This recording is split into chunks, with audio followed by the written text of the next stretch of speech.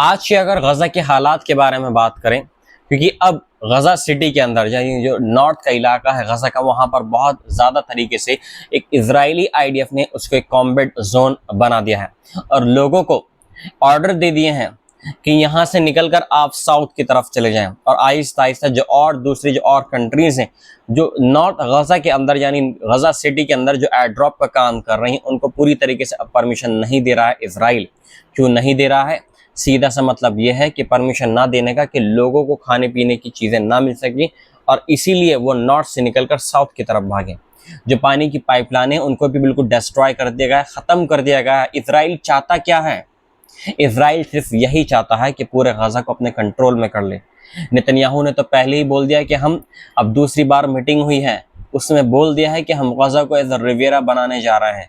जी हाँ, पूरी जो अरब ममालिक जो लोग हैं, जो कंट्रीज़ हैं, उन्होंने इस चीज़ की मजम्मत करी है। जो रिवेरा बनाने के ऊपर अमेरिका बात कर रहा है, ट्रंप यहाँ पर बात कर। आज की अगर मौजूदा हालात की बात करें, जो अभी अपडेट आए हैं गज़ा की तरफ से, गज़ा सिटी के अंदर आज कम से कम पूरे दिन के अंदर आज 62 लोग हलाक हुए हैं गज़ा सिटी के अंदर। Entire families are being wiped out as Israeli intensifies the bombardment of residential areas in Gaza City। मतलब पूरी की पूरी जो फैमिलीज है पूरी उनको वाइप्ड आउट कर दिया गया है, ख़त्म कर दिया, उनके घरों को तोड़ फोड़ कर दिया गया है, घरों से निकाल दिया गया है उनको और उनको साउथ की तरफ भागने के लिए कहा गया है। Encampments across the strip with at least 62 Palestinians killed in attacks since dawn on Thursday। मतलब ये आज के जो हालात हैं यानी जुमेरात की जो शाम, ये शाम की जो ताज़ा रिपोर्ट में मैं आपको बता रहा हूँ कि 62 लोग फ़िलिस्तीन के हलाक हो गए हैं गज़ा सिटी के अंदर। A 2-day event examining the United Kingdom's role in Israel's war on Gaza hosted by former Labour Party leader Jeremy Corbyn has begun in London.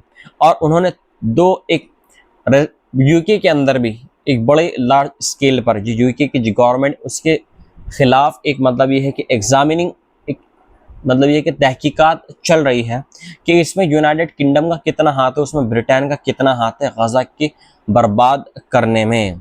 Hamas says it is ready for the formation of an independent national administration to run Gaza and for a comprehensive truce deal which will see all Israeli captives released। और Hamas ने यहाँ पर बोल दिया है कि हम बिल्कुल तैयार है अपने हथियारों को डालने के लिए, बिल्कुल डिसआर्म करने के लिए अपने आप को, लेकिन हम यहाँ पर हम इंडिपेंडेंट यहाँ पर एक गवर्न करना चाहते हैं। जैसे पीए यानी फिलिस्तीन अथॉरिटी यहाँ मतलब वेस्ट बैंक के अंदर रूल कर रही है, ऐसे ही गज़ा के अंदर हमास भी कर सकता है। और अगर इस चीज़ पर बात होती है तो हम इस चीज़ को मानते हैं और हम जितने भी कैप्टिव्स हमास के कब्जे में